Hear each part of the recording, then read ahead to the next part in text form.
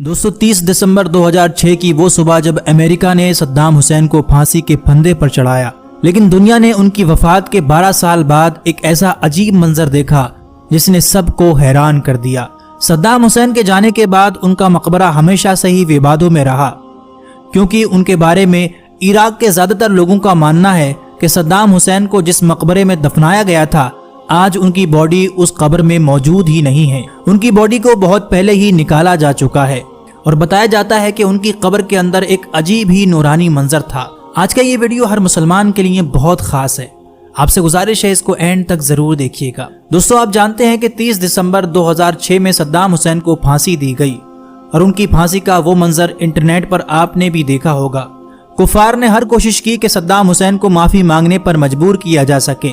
आमतौर पर मौत के करीब इंसान डरा हुआ होता है, लेकिन सद्दाम हुसैन के चेहरे पर ना कोई पछतावा था और ना ही कोई डर। उन्होंने दुश्मनों से माफी मांगने के बजाय मुस्कुराते हुए मौत को गले लगाया। उनके आखिरी अल्फाज कलमाए शहादत थे, मैं कसम खाता हूँ अल्लाह के सिवा कोई माबूद नहीं, और मोहम्मद उनके आखिरी अल्फाज मुकम्मल नहीं हो पाए कि सद्दाम हुसैन को फांसी दे दी गई। सद्दाम हुसैन की वफात के बाद उनकी बॉडी को उनके आबाई गांव यानी जहां वो पहले बचपन में रहा करते थे, जहां उनकी पैदाइश हुई थी, वहां उनको दफन किया गया, जिसके ऊपर एक मकबरा भी बनाया गया था। इस वाक़े के 12 साल बाद एक बड़ा हैरान करने वाला दावा सामने आया, क्योंकि इसके बारे में इराक के ज्यादातर लोगों का मानना है कि अब सद्दाम हुसैन के मकबरे में उनका जिस्म मौजूद ही नहीं है। उनकी बॉडी को बहुत पहले ही कब्र से निकाल लिया गया था।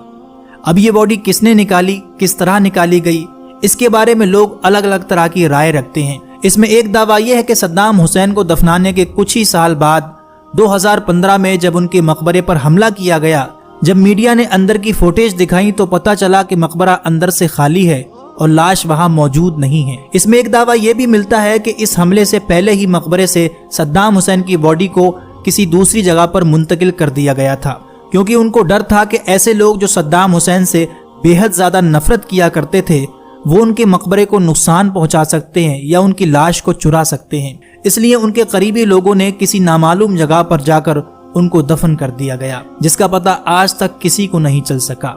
दूसरी जानिब एक बड़ा तबका ऐसा भी है जिसका मानना है कि सद्दाम हुसैन को उनकी कब्र से किसी दुश्मन ने गायब नहीं किया, बल्कि इसके पीछे एक अलग ही कहानी है। कहा जाता है कि खुद उनकी बेटी हाला, जो जॉर्डन में रहती है, एक दिन चुपके से अपने पर्सनल एरोप्लेन से इराक आती है और अपने वालिद की कब्र से उनकी बॉडी को निकालकर जॉर्डन ले गई थी। लेकिन इस बात में कोई दो राय नहीं कि सद्दाम हुसैन की कब्र के साथ कुछ ना कुछ तो जरूर हुआ था।